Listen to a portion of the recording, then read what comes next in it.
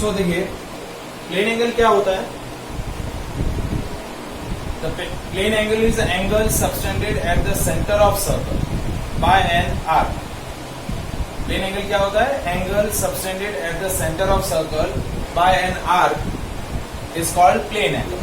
अब आता है solid angle. Solid angle जो है वो 3 dimensional angle है.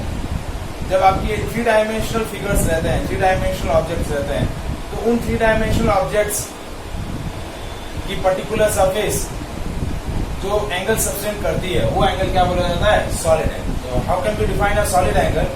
It is angle subtended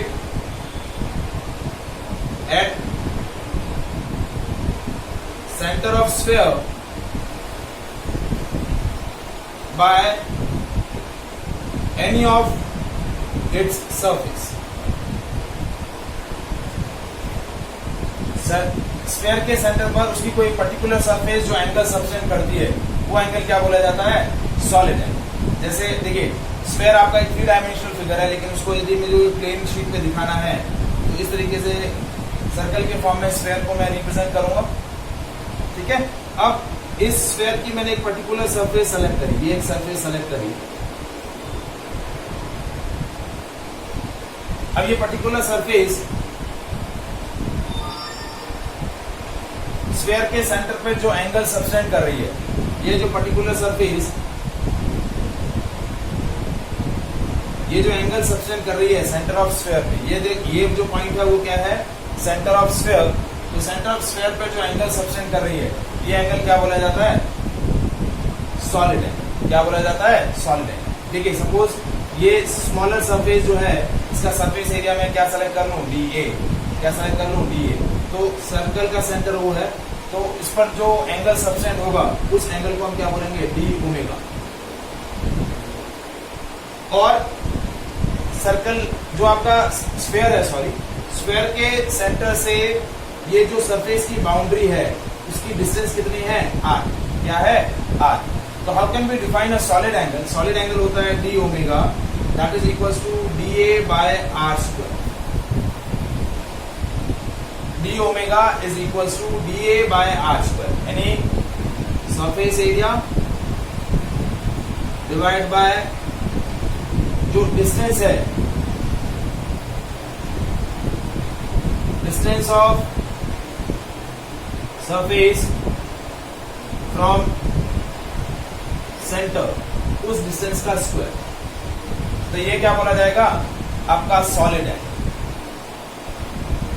So solid angle is an angle subtended at the center of sphere by any of its surface. जैसे देखिए आपको जो मैंने PDF शेयर करी है उसमें ये सरफेस किस अकॉर्डिंग सेलेक्ट ड्रॉ किया गया है. देखिए इस अकॉर्डिंग आपकी PDF के अंदर जो डायग्राम बनाया है वो किस तरीके से बनाया है. एक पर्टिकुलर सरफेस इस तरीके से ड्रॉ करी है.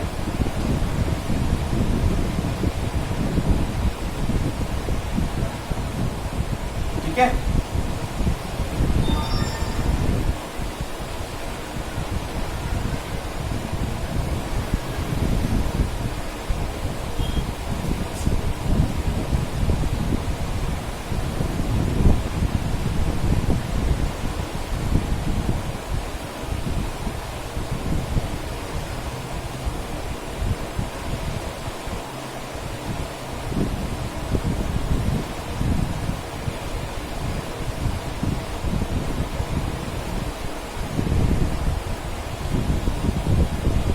ये जो सरफेस इस सेंटर पे जो एंगल सबटेंड कर रही है, ये वाला जो एंगल, ये पर्टिकुलर सरफेस मैंने लिया है.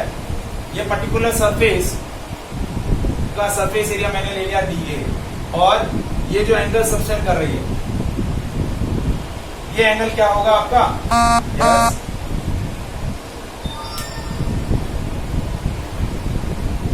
बेटा फर्स्ट टॉपिक ही डिस्कस कर रहा हूँ, सॉलिड एंगल. ठीक है. तो सॉलिड एंगल क्या होता है? The angle subtended at center of a sphere by any of its surface. Suppose एक सरफेस मैंने सेलेक्ट करी इस तरीके से. देखिए ये टू डायमेंशनल है, ये 3 डायमेंशनल हो गया. ठीक है, तो ये मैंने पर्टिकुलर सरफेस सेलेक्ट करी। इस सरफेस के 4 पॉइंट है, देखिए ये पॉइंट ए, ये बी, ये सी और ये डी। तो ये particular surface centre of sphere पर जो एंगल सब्टेंड कर रही है वो एंगल क्या होगा? Solid angle D. और इसको रिप्रेजेंट करेंगे D omega is equal to D A by R square. ये जो डिस्टेंस है ये आर है।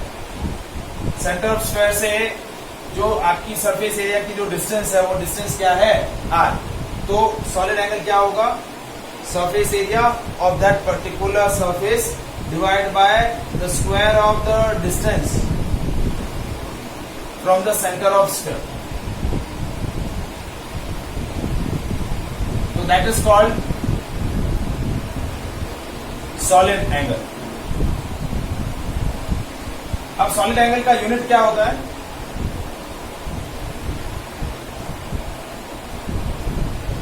सॉलिड एंगल का यूनिट होता है स्टेयर एरिया। क्या होता है?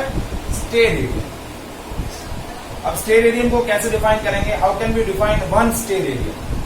Define one steradian. यदि इसको डिफाइन करना है तो कैसे डिफाइन करेंगे? That one stair area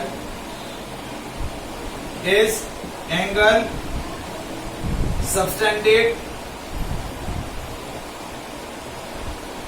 at center of sphere by any of its surface whose surface area is equal to square of distance of surface from center। देखिए D omega क्या है? D A by R square. This D omega is equal to one steradian if D A is equal to R square. यदि ये surface area किसके equal हो जाए? Square of distance के equal हो जाए तो ये एंगल क्या बोला जाएगा? One steradian. Is it clear? Any doubt? ठीक है, देखिए ये जो मैंने सरफेस एरिया सेलेक्ट किया है that is not the whole surface area of the sphere, that is any smaller surface area of the sphere। एक smaller surface area मैंने सेलेक्ट किया है तो वो particular smaller surface area centre of sphere पर जो एंगल सब्टेंड करेगा वो क्या होगा? वन स्टेयर एरिया या स्टेयर एरिया या सॉलिड एंगल हम बोल सकते हैं। क्या बोल सकते हैं? Solid angle. अब हमें जिस तरीके से हमने प्लेन एंगल की मैक्सिमम वैल्यू कैलकुलेट करी थी तो उसी तरीके से हम सॉलिड एंगल की भी मैक्सिमम वैल्यू कैलकुलेट करते हैं। तो सॉलिड एंगल की मैक्सिमम वैल्यू कैसे डिफाइन करेंगे?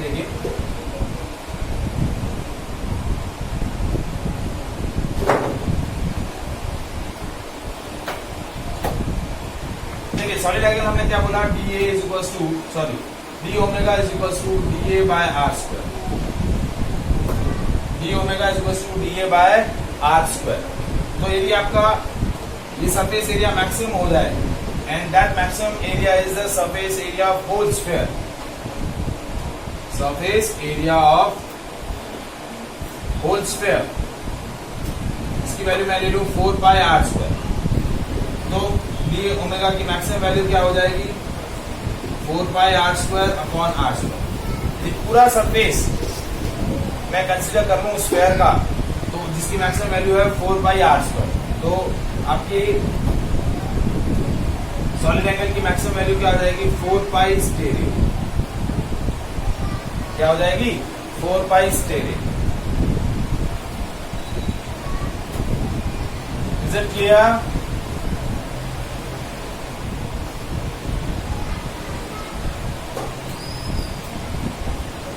So that is a plane, sorry, that is a solid angle. So these are the two supplementary physical quantities, plane angle and solid angle. Is there any doubt?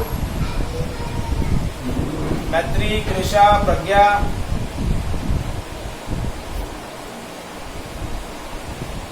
प्रज्ञा नहीं है, नहीं दिया, तो आई नहीं वापस चली।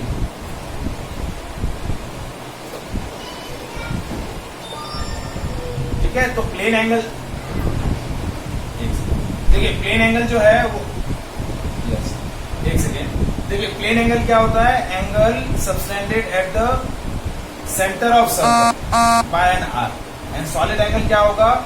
Angle subtended at the centre of sphere by any of its surface. तो ये मेजर डिफरेंस है प्लेन एंगल और सॉलिड एंगल के अंदर। आपका जो प्लेन एंगल होता है वो 2 डायमेंशनल एंगल है, और सॉलिड एंगल जो होता है वो 3 डायमेंशनल एंगल। क्या है? 3 dimensional angle. Is it clear? अभी ब्लर दिख रहा है? अभी भी ब्लर दिख रहा है? तो एक बार काम करिए, डिस्कनेक्ट होके सारे कनेक्ट होइए वापस।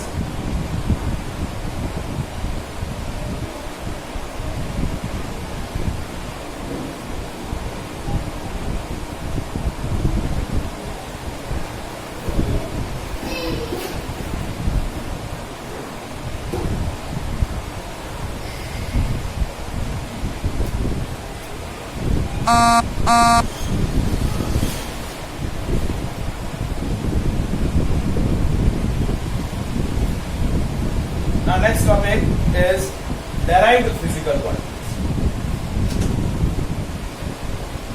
Third kind of physical quantities are called derived physical quantities.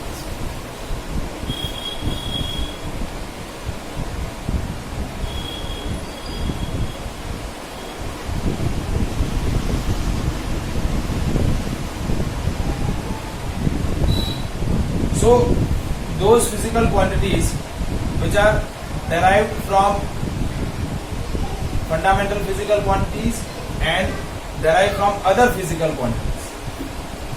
ऐसी physical quantities जो दूसरी fundamental quantity से जनरेट की जाती है या फिर और भी सिंपलर derived quantity से derive की जाती है, तो उनको हम क्या बोलते हैं? derived physical quantities। क्या बोलते हैं? derived physical quantities।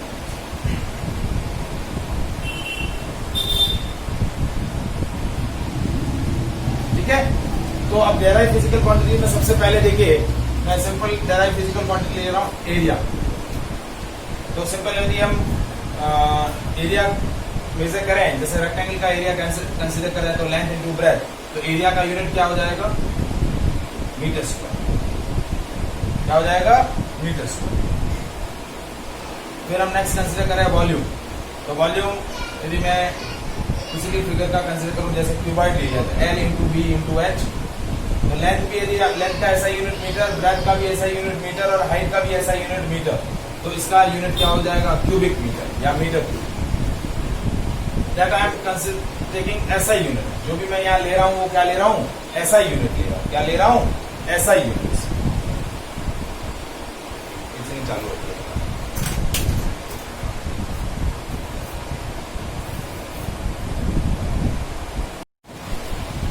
Now next physical quantity देखिए, डेंसिटी।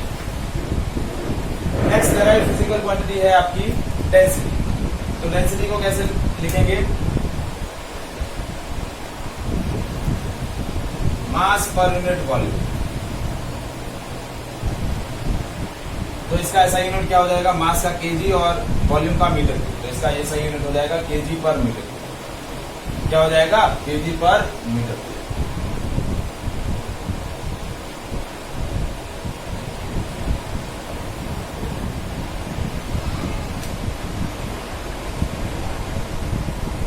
नेक्स्ट फिजिकल क्वांटिटी है,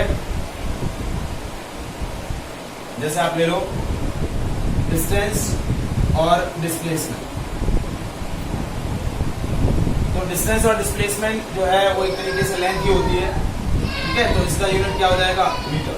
क्या हो जाएगा? मीटर। फिर आता है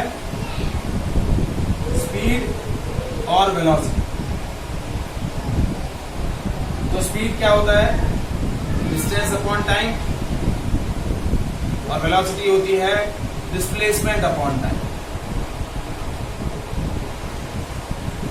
तो डिस्टेंस या डिस्प्लेसमेंट हम मीटर में मेजर करते हैं और टाइम हम मेजर करते हैं सेकेंड। तो ये हो गया मीटर पर सेकेंड। तो देखिए ये डेराइव फिजिकल क्वांटिटी क्यों बोली जा रही है, क्योंकि इनको हम फंडामेंटल फिजिकल क्वांटिटी से क्या कर रहे हैं, डेराइव कर रहे हैं, या फिर दूसरी डेराइव फिजिकल क्वांटिटी से डेराइव कर रहे हैं। जैसे देखिए डेंसिटी है, तो डेंसिटी के अंदर मास पर यूनिट वॉल्यूम, तो मास आपका फंडामेंटल फिजिकल क्वांटिटी है और वॉल्यूम आपका डेराइव फिजिकल क्वांटिटी। तो ये भी एक तरीके से आपकी क्या हो गई, डेराइव फिजिकल क्वांटिटी। नेक्स्ट आता है एक्सेलरेशन।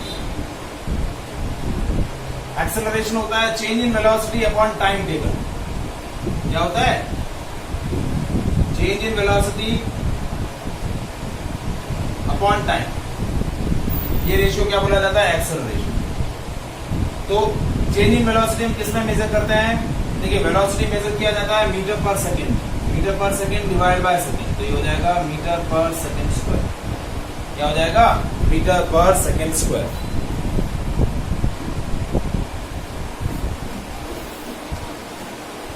समझ में आ रही है ये डेराइव्ड फिजिकल क्वांटिटीज।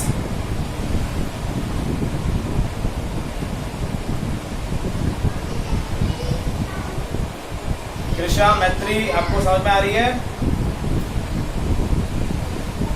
ठीक है। नेक्स्ट है, नेक्स्ट फिजिकल क्वांटिटी जो कि डेराइव में कंसिडर होती है,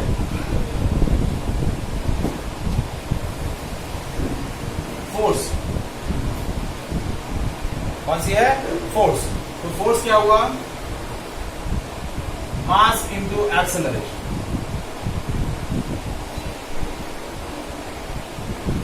F is equal to ma।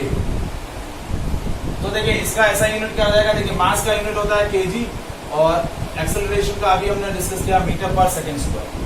तो फोर्स का ऐसा यूनिट क्या हो गया, kg मीटर पर सेकेंड स्क्वायर, या फिर इसको क्या बोलते हैं, न्यूटन। क्या बोलते हैं, न्यूटन।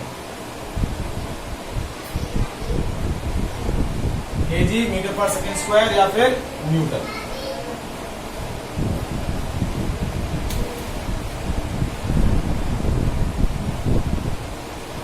नेक्स्ट देखिए मोमेंटम।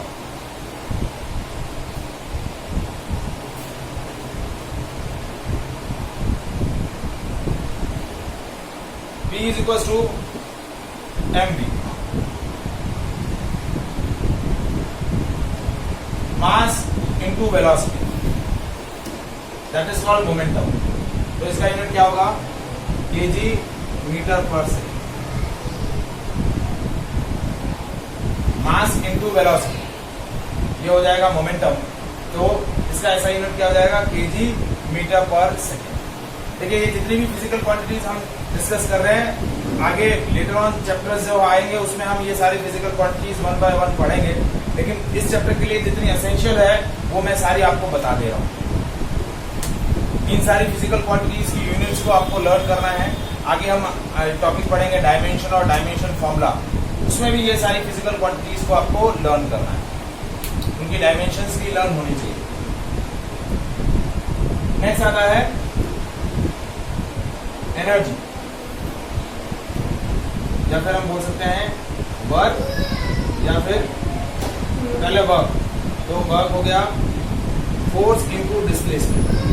क्या है, फोर्स इंटू डिस्प्लेसमेंट, ये आपका वर्क है। तो फोर्स का यूनिट है न्यूटन और डिस्प्लेसमेंट का मीटर। तो न्यूटन पर मीटर, क्या बोलेंगे, न्यूटन इंटू मीटर। नेक्स्ट आता है आपका एनर्जी। एनर्जी होता है कैपेसिटी ऑफ डूइंग वर्क। तो जो वर्क डन का एक्सप्रेशन है या जो वर्क डन की यूनिट है वो आपकी क्या हो जाएगी, एनर्जी की यूनिट हो जाएगी।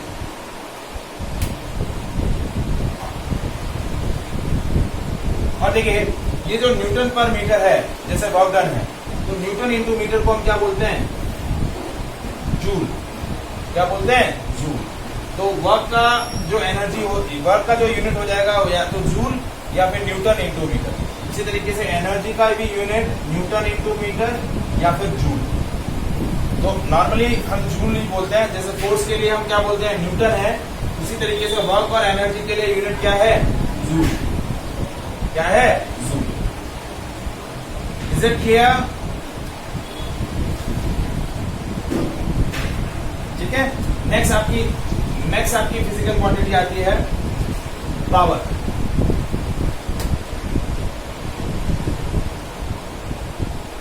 So power is rate of doing work, जिस रेट से वर्क होता है, work done per unit time is called power. तो देखिए वर्क डन का यूनिट हमने लिखा जूल और पावर का लिखा टाइम का लिखा सेकेंड। तो जूल पर सेकेंड या फिर इसको हम बोलते हैं वॉट। क्या बोलते हैं, वॉट।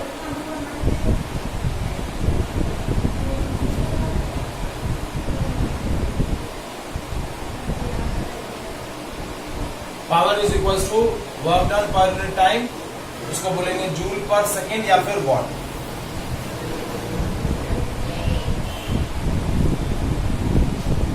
नेक्स्ट आपकी फिजिकल क्वांटिटी है प्रेशर। तो प्रेशर होता है thrust per unit area,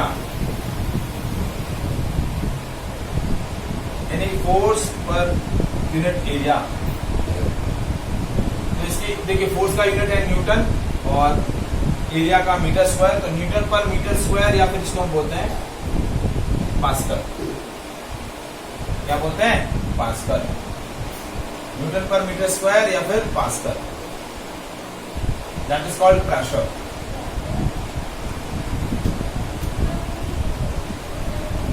is it clear? Next देखिए, नेक्स्ट आता है टाइम पीरियड।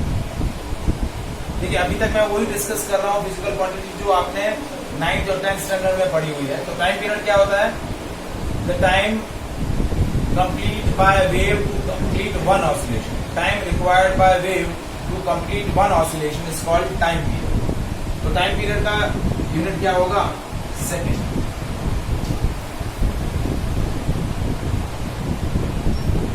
फिर नेक्स्ट आता है फ्रीक्वेंसी। फ्रीक्वेंसी होता है नंबर ऑफ ऑसिलेशंस पर सेकेंड और फ्रीक्वेंसी जो होता है that is reciprocal of time period. तो इसका यूनिट क्या हो जाएगा, सेकेंड इनवर्स या फिर हर्ट्ज। क्या होता है, सेकेंड इनवर्स या फिर हर्ट्ज। तो that is the SI unit of frequency.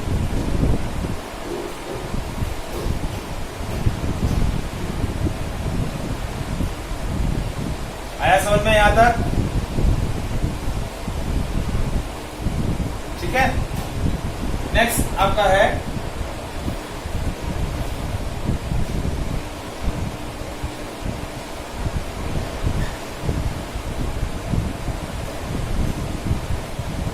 Electric charge. ठीक है, इलेक्ट्रिक चार्ज क्या होता है, Q, और Q is equal to I into T। पढ़ा हुआ है अपने 10th स्टैंडर्ड के अंदर, I is equal to Q by T। तो Q is equal to I into T। तो इसका यूनिट क्या हो जाएगा, देखिए आपका I जो है वो भी फंडामेंटल क्वांटिटी है, करंट भी फंडामेंटल क्वांटिटी है और टाइम भी फंडामेंटल क्वांटिटी है। तो चार्ज का यूनिट हो जाएगा एम्पियर इंटू सेकेंड या फिर इसको हम बोलते हैं कूलम। क्या बोलते हैं, कूलम।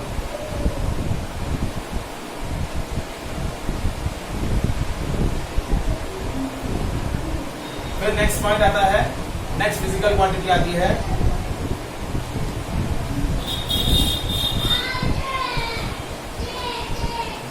Potential difference. तो पोटेंशियल डिफरेंस आपने पढ़ा था, potential difference between 2 points in a field is equal to work done per unit charge. Work done to moving a charge from one point to another point. Work done per unit charge is called potential difference. तो इसका unit क्या हो जाएगा, joule पर coulomb. क्या हो जाएगा, joule पर कूलम।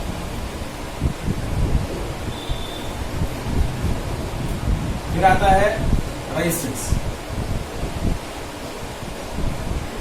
R से रिप्रेजेंट करते हैं। R is equals to V upon I, that is known as V by I, that is ohm's law. तो इसका यूनिट क्या होगा? वोल्ट पर एम्पियर। देखिए जूल पर कूलम को एक और यूनिट से रिप्रेजेंट करते हैं, वोल्ट। इसे रिप्रेजेंट करते हैं वोल्ट से। तो पोटेंशियल डिफरेंस का ऐसा यूनिट वोल्ट भी बोल सकते हैं। क्या बोल सकते हैं? वोल्ट। जूल पर कूलम या फिर वोल्ट। तो देखिए रेजिस्टेंस का ऐसा यूनिट क्या हो जाएगा? R is equals to V upon I, तो वोल्ट अपॉन एम्पियर। और वोल्ट अपॉन एम्पियर को एक और यूनिट से रिप्रेजेंट किया जाता है, ओम। तो रेजिस्टेंस का ऐसा यूनिट क्या होता है? ओम। क्या होता है? ओम।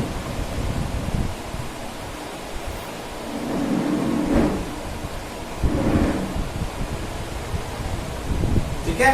अब मैं कुछ डिफरेंट फिजिकल क्वांटिटीज ले रहा हूं जो अब तक आपने पहले इनका नाम नहीं सुना है।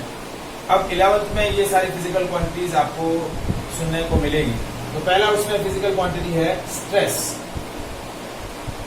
तो स्ट्रेस होता है restoring force per unit area.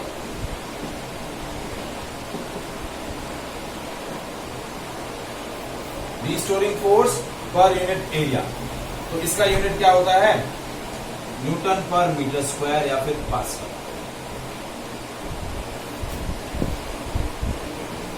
फिर आता है स्ट्रेन।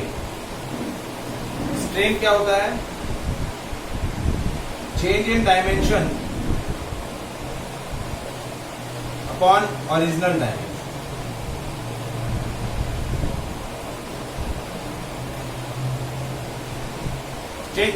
चेंज इन डायमेंशन का मतलब क्या हुआ कि लेंथ में क्या चेंज आया है, या फिर एरिया में क्या चेंज आया है, या फिर वॉल्यूम में क्या चेंज आया है, that is called change in dimension. So change in length upon original length, ये बोला जाता है strain. Change in area upon original area, that is called strain. Change in volume upon original volume, that is called strain. और ये कैसा होता है? Unitless. इसकी कोई भी यूनिट नहीं होती।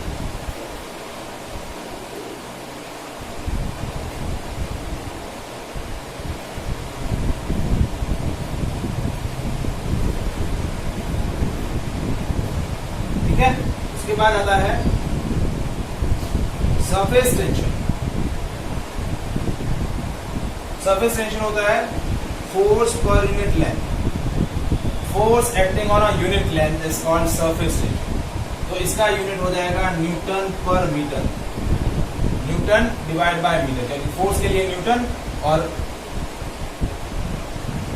लेंथ के लिए मीटर। तो ये हो गया newton per metre. So these are the some of the derived physical quantities. क्या है? Derived physical quantities. और बहुत सारी डेराइव्ड फिजिकल क्वांटिटीज हैं। ठीक है। तो जब हम डायमेंशंस और डायमेंशनल फॉर्मूला करके एक टॉपिक डिस्कस करेंगे, उसमें और कुछ फिजिकल क्वांटिटीज मैं इंट्रोड्यूस करूंगा।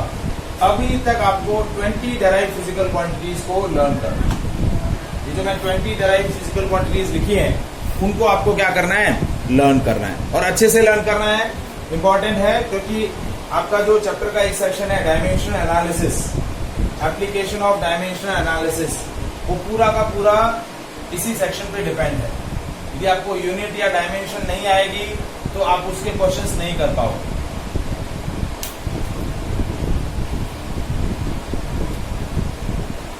Is it clear? Is there any doubt? तो तीनों क्वांटिटीज के अंदर कुछ डाउट है तो बताइए। Fundamental physical quantities, derived physical quantities and supplementary physical quantities.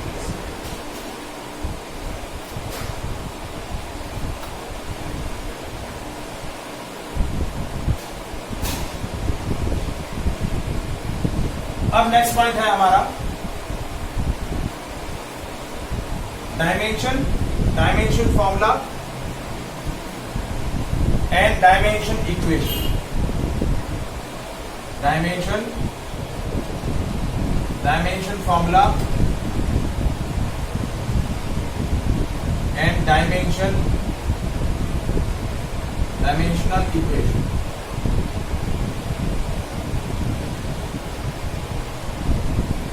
तो व्हाट इज डायमेंशन? देखिए, एज वी डिस्कस कि physical quantities are classified into 3 different categories: fundamental physical quantities, derived physical quantities and supplementary physical quantities. And the fundamental physical quantities are of 7 kinds. 7 तरीके की fundamental quantities होती हैं जिनको हम base quantities भी बोलते हैं. क्या बोलते हैं? Base quantities. So what is the dimension? What is the dimension formula? So whenever we represent any physical quantity in terms of base quantity, देखिए जब भी आप किसी physical quantity का unit लिखते हैं तो वो यूनिट हमेशा या तो बेस क्वांटिटीज के फॉर्म में होता है या फिर कुछ दूसरी डेराइव्ड क्वांटिटीज के फॉर्म में होता है. सो डायमेंशन क्या होता है? Whenever we represent a physical quantity in the form of base quantities. Base quantities कौन कौन सी है? Mass, length, time, current, temperature, amount of substance और लुमिनस इंटेंसिटी.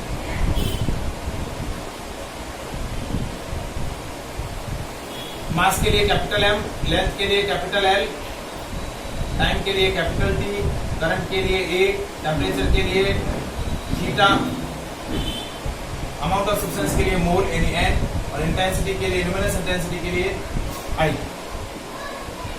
ये सिंपल असाइन किए जाते हैं. तो whenever we represent any physical quantity in terms of base quantity, so base quantities are raised by suitable powers or suitable exponents, so those power are called dimension. उन power या exponents को हम क्या बोलते हैं? डायमेंशन. क्या बोलते हैं? डायमेंशन. देखिए एग्जांपल से इसको मैं क्लियर आउट कर रहा हूं, शायद डेफिनेशन आपको क्लियर आउट ना हो. तो मैं एक फिजिकल क्वांटिटी ले रहा हूं, डेंसिटी. डेंसिटी के लिए मैंने क्या लिखा? डेंसिटी के लिए मैंने एक्सप्रेशन लिखा मास पर यूनिट वॉल्यूम, और इसका ऐसा यूनिट लिखा केजी पर मीटर. क्या लिखा? केजी पर मीटर. तो अब इस डेराइव्ड क्वांटिटी को यदि मुझे इन बेस क्वांटिटीज के फॉर्म में लिखना है तो देखिए यहाँ बेस क्वांटिटी कौन कौन सी यूज हो सकती है? मास के किलोग्राम है तो मास यूज हो जाएगा, और मीटर क्यूब है तो लेंथ यूज हो जाएगा. तो इसका डायमेंशन फॉर्मूला क्या लिखूंगा? इसका डायमेंशन फॉर्मूला क्या होगा? m1l - 3t0. मतलब मैं क्या कर रहा हूं? इस फिजिकल क्वांटिटी को mlt के फॉर्म में लिख रहा हूं. mlt क्या है? Base quantities. क्या लिख रहा हूं? बेस क्वांटिटी के फॉर्म में लिख रहा हूं. So, if any physical quantity expressed in the form of base physical quantities, fundamental physical quantities, then fundamental physical quantities are raised by suitable powers. ये suitable powers जो हैं, ये suitable powers क्या बोली जाती हैं? एक्सपोनेंट. suitable powers क्या बोली जाती है? डायमेंशन. क्या बोली जाती है? डायमेंशन. तो मास की डायमेंशन हो गई 1, लेंथ की डायमेंशन हो गई -3, और टाइम की डायमेंशन हो गई 0.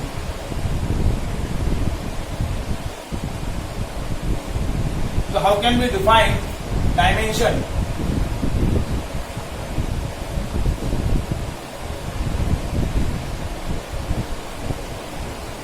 Power or exponents through which base quantities are raised to represent a particular physical quantity. Power or exponents through which base quantity are raised to represent a particular physical quantity. वो power और exponents क्या होंगी? Dimension बोली जाएगी. क्या बोली जाएगी? Dimension. जैसे मैंने डेंसिटी के लिए क्या लिखा? केजी पर मीटर क्यूब, ये मेरी यूनिट है. तो इसके अंदर मैंने डायमेंशन फॉर्मूला क्या लिखा? m1l - 3t0. तो ये जो पावर्स हैं ये मेरी बेस क्वांटिटीज हैं, मास, लेंथ और टाइम. ये मेरी बेस क्वांटिटीज हैं. तो इन बेस क्वांटिटीज को मैंने सुटेबल पावर से रेज किया है. तो ये जो सुटेबल पावर्स हैं, ये सुटेबल पावर्स क्या बोली जाएंगी? एक्स डायमेंशन, क्या बोली जाएंगी? डायमेंशन। आया समझ में what is dimension?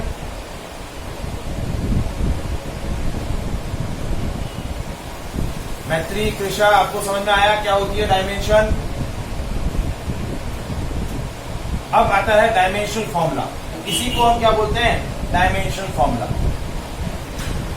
A formula, expression which represent a physical quantity in terms of base quantities. So what is dimensional formula?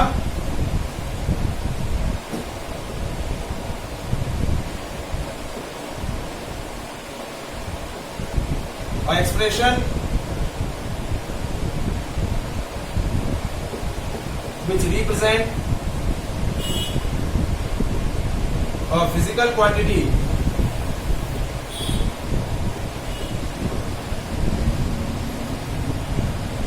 in terms of base quantity is called dimensional formula.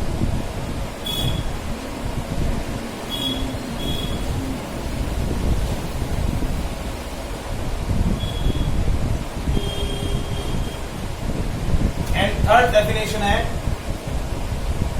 Dimensional equation. An equation obtain by, लिख लेता हूं definition. Dimensional equation क्या होगी?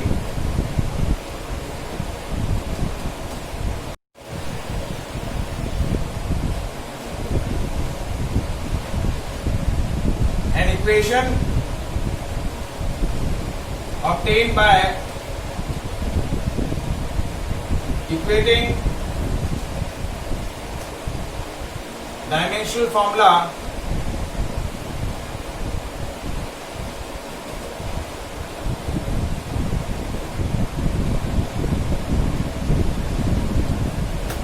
of physical quantity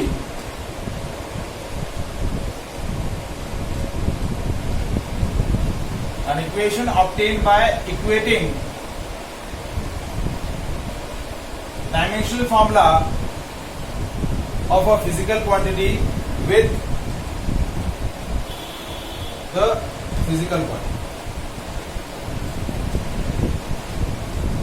मतलब particular physical quantity को उसके dimensional फॉर्मूले से इक्वेट करना क्या बोला जाता है? Dimensional equation. जैसे मैंने डेंसिटी के लिए डायमेंशनल फॉर्मूला लिखा m1 L-3T0, तो डेंसिटी, ये डायमेंशनल फॉर्मूला के लिए मैंने इस डेंसिटी के सिंबल को इस दो ब्रैकेट्स के अंदर क्या किया? बिग ब्रैकेट्स के अंदर, स्क्वायर ब्रैकेट्स के अंदर इंक्लोज किया। तो ये क्या बोल रहा है कि when we equate a physical quantity with its dimensional formula, this is called dimensional equation. जैसे सपोज मैं एक और फिजिकल क्वांटिटी ले रहा हूं, एरिया। एरिया का यूनिट क्या होता है? Metre square. तो अब मीटर क्या है? एक तरीके से लेंथ है। तो इसके लिए यदि मैं डायमेंशनल फॉर्मूला लिखूंगा तो क्या होगा? m0 L2T0। क्योंकि देखिए इस यूनिट के अंदर ना तो मास आ रहा है ना ही टाइम आ रहा है, सिर्फ लेंथ आ रही है। मीटर स्क्वायर क्या है? मीटर इंटू मीटर, लेंथ का स्क्वायर है। तो इसका डायमेंशनल फॉर्मूला क्या हो गया? m0 L2T0। मास की डायमेंशन 0, लेंथ की डायमेंशन 2 और टाइम की डायमेंशन 0। और आपका डायमेंशनल इक्वेशन क्या हो जाएगा? A is equal to m0 L2T0। ये आपका क्या हो जाएगा? Dimensional equation.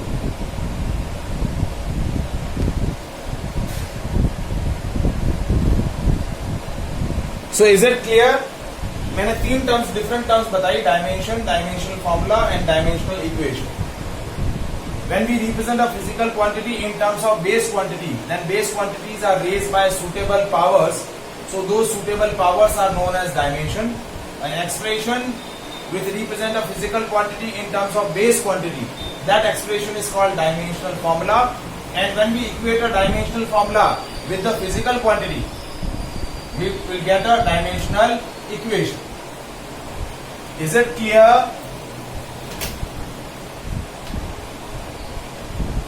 ठीक है। सो नेक्स्ट सेशन के अंदर हम बहुत सारी फिजिकल क्वांटिटीज की डायमेंशनल फॉर्मूला डिस्कस करेंगे और उसी पर डायमेंशनल एनालिसिस की 3 एप्लीकेशंस हैं, तो उनको डिटेल से डिस्कस करेंगे। ठीक है। So that is all about the today session. ठीक है, बाकी हम नेक्स्ट क्लास में करेंगे।